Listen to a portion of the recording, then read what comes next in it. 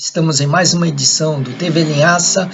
Pedimos para que vocês se inscrevam no canal, apertem o sininho para receber as notificações e ajudem a divulgar o nosso trabalho.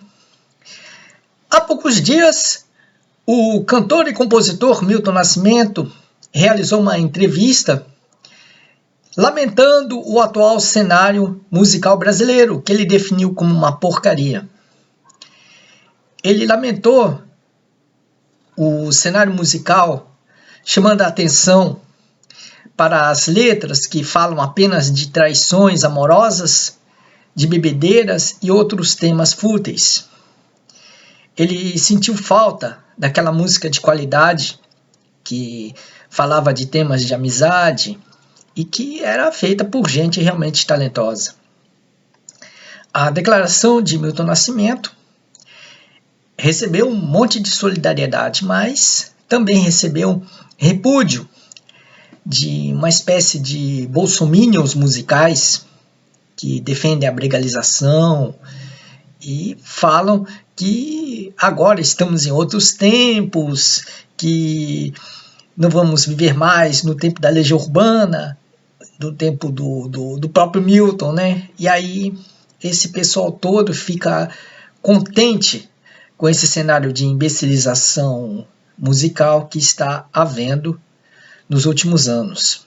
E aí eu chamo a atenção para o que eu defino como ultracomercialismo, que é o cenário que vocês veem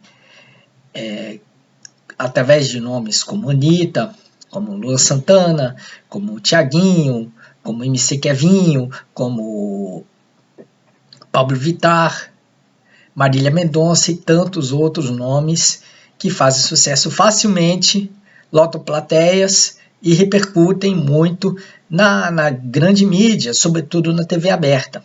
São nomes que fazem sucesso muito facilmente, porque eles têm um suporte empresarial muito grande, embora o talento seja muito aquém. Mas como é que vamos falar de talento para um público desinformado, arrogante e que trata a ignorância como se fosse não só uma virtude, mas como aquilo que eles pensam ser uma nova inteligência?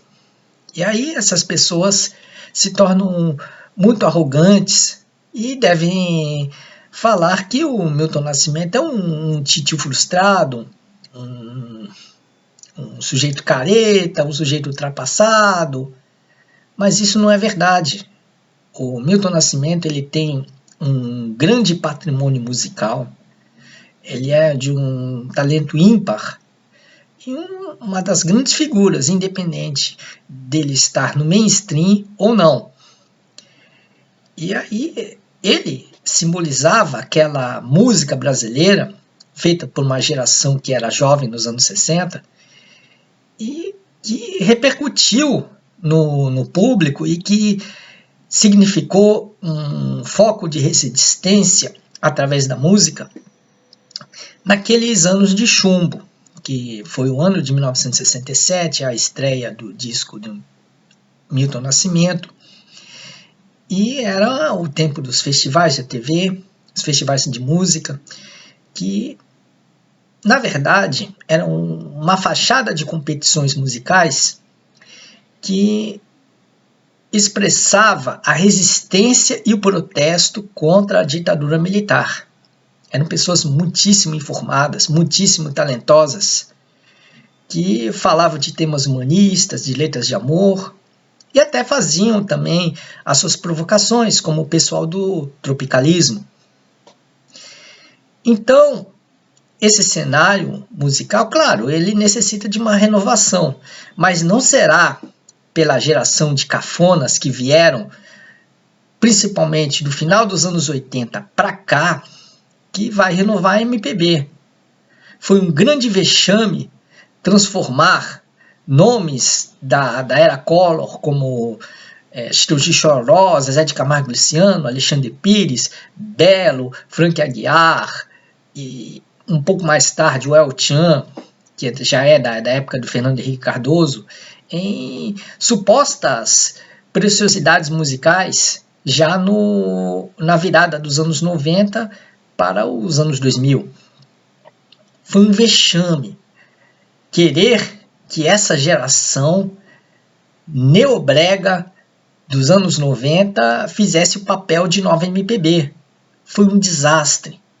Um monte de maquiagem, um monte de cosmética que apenas disfarçava, e muito mal, a mediocrização, a estupidificação mesmo da cultura popular através da música, e por sinal uma música muito ruim, embora eventualmente seja um pouquinho embelezada por arranjadores de plantão, que nada tinham a ver com os supostos artistas envolvidos.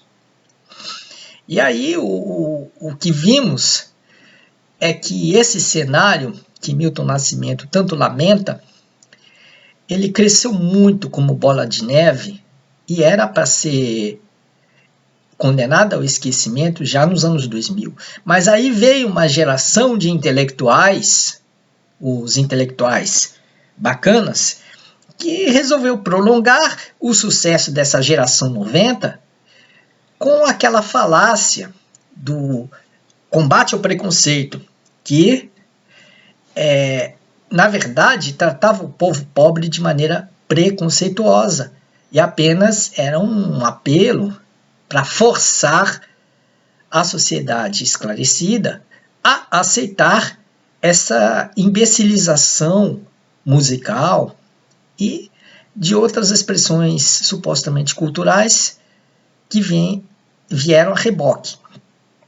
Então, Milton Nascimento tem razão, porque ele tem um conhecimento de causa, ele é um sujeito muito experiente, de profundo conhecimento musical, que ouvia desde a bossa nova até o rock progressivo. Então, Milton Nascimento é um dos grandes artistas e de profundo conhecimento musical. A reclamação dele não é de um titio velho e frustrado, passado para trás, não. A reclamação dele é de um sujeito que respeita a nossa cultura, que respeita também a cultura dele, que é a nossa, que é a minha, é a sua, é de todo mundo, mas que infelizmente está sendo depredada por uma infinidade de ídolos popularescos, principalmente do chamado sertanejo universitário, que de universitário só tem um nome, que acostumaram mal os ouvidos dos jovens. Hoje os jovens eles estão muito mais acostumados a ouvir essa imbecilização, a esse junk food musical, do que ouvir Milton Nascimento. Milton Nascimento ainda é o mainstream, né? Porque se a gente falar de nomes que nem chegam a ser conhecidos, como Turíbio Santos, como Fátima Guedes, como Diana Pequeno, então a coisa fica mais complicada. Na verdade, por trás dessa falácia do combate ao preconceito que a intelectualidade festiva pregou nos últimos 15 anos, ela só gerou, na verdade, uma inversão. Hoje, as vítimas de preconceito, de discriminação, são os artistas da MPB autêntica, que não conseguem entrar na peneira das trilhas sonoras de novela da Globo. Então, nomes que tratam músicas de maneira séria, como Turíbio Santos, como Toninho Horta, como Fátima Guedes, Diana Pequeno, esses é que são as verdadeiras vítimas de preconceito. Esses é que são os verdadeiros discriminados. Não o bregalhão que está lá no Domingão do Faustão, está no programa Silvio Santos, que está lá na capa de Veja, está lá na Ilustrada da Folha de São Paulo. Não. Nem mesmo os nomes que aparecem facilmente nas rádios popularescas de todo o país. Esses não são vítimas de preconceito, eles têm espaços até demais. Esse papo de combate ao preconceito só serviu mesmo para que ídolos popularescos comprometidos com a idiotização cultural através da música tomassem para si os espaços da MPB autêntica. E aí vemos no que deu. É esse cenário que Milton Nascimento, com toda razão, ele lamenta, e lamenta com muito conhecimento de causa.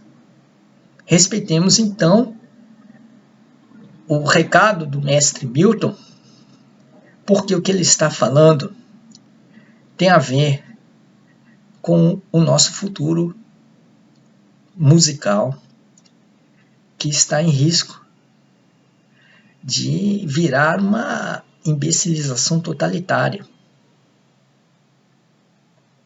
E isso vai complicar ainda mais até mesmo os que fazem MPB autêntica das gerações mais recentes, que terão que negociar duetos com ídolos popularescos para ver se eles tocam no Mato Grosso, no Pará, no interior de Pernambuco, no interior da Bahia.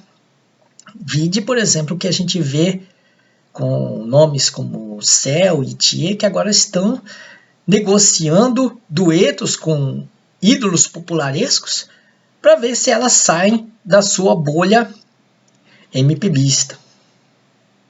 É triste isso, é triste. Não é o brega, não é o bregalhão, o cafonão, o popular demais que é vítima de preconceito. Esses já têm espaço demais, eles são o establishment. Quem é vítima de preconceito é a verdadeira MPB. E talvez até Milton Nascimento seja vítima de preconceito desse pessoal mais jovem que prefere ouvir a mesmice do tal do sertanejo universitário. Bom, ficamos por aqui e até mais para uma nova edição do TV Linhaça.